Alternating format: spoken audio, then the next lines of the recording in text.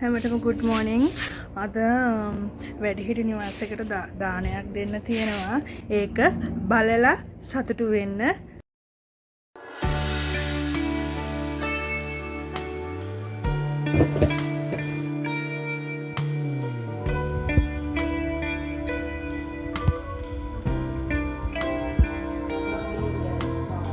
මෙන්න මේ ඇස්ටි තමයි මාව මතක.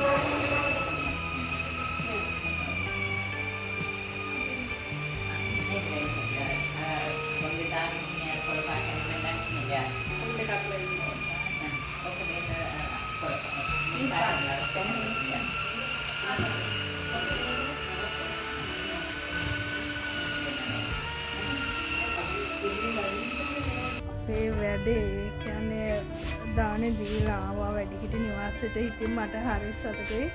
මම පුංචි කාලේ ඉඳන් දැකලා තියෙන ආච්චි කෙනෙක් ඉඳලා තියෙනවා. ඉතින් ඒ ආච්චිත් මගෙත් එක්ක කතා කරා.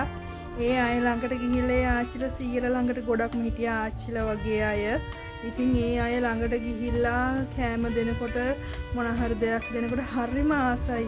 මේ කරන මේ මහන්සිය නැති වෙලා යනවා.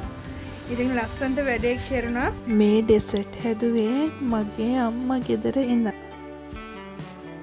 අද දවසේ vlog එක එන්ඩ් කරනවා.